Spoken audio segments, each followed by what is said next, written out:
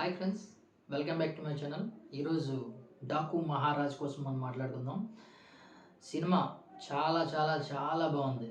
బాలకృష్ణ గారు ప్రీవియస్ మూవీస్తో పోల్చుకుంటే కూడా బాగుంది. అంటే తమన్ గారి మ్యూజిక్ ఒక అఖండ టైప్లోనే ఎంత బాగా ఇచ్చారంటే అసలు ఆ సినిమాకి ప్రతి సీన్ కూడా ఎంట్రన్స్లోనే ఫీల్ అవుతాం. ఒక ఫైట్ కానీ ఎంట్రన్స్ కానీ ఇంకా ఎంటైర్ మూవీ సినిమా ప్రతీది కూడా ఒక ఎంట్రన్స్ లాగే అంత బాగా ఎలివేషన్ ఇచ్చారు.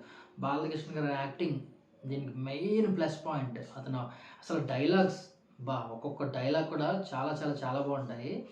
బాబీ గారు డైరెక్షన్ బాలకృష్ణ గారు తగ్గట్టుగా చేశారు. ఎక్సలెంట్ ఇంక సినిమా. అసలు మ్యూజిక్ బాబీ గారు, బాలకృష్ణ గారు, ఓరోసి గారి సాంగ్ దబిడి దిబిడి దబిడి దిబిడి ఆ సాంగ్ కోసం ప్రేక్షకులు చాలా వెయిట్ చేశారు. దానికోసం కూడా పెద్ద వెయిట్ చేయకుండా సాంగ్ అయితే కొంచెం తొందరగానే వాళ్ళు మూవీలో పెట్టడం జరిగింది. ఒకసారి ఆ సాంగ్ చూడండి. ఇంకా చెప్పాలంటే సినిమాకి అసలు మైనస్ పాయింట్స్ కొంచెం సెకండ్ హాఫ్ కొంచెం స్లో అయినట్టు అనిపిస్తుంది. బట్ ఎవరు కూడా ఓవరాల్ సినిమా అంతా ఒకే విధంగా ఎవరు నడిపించలేరు, అది అందరికీ తెలిసిందే.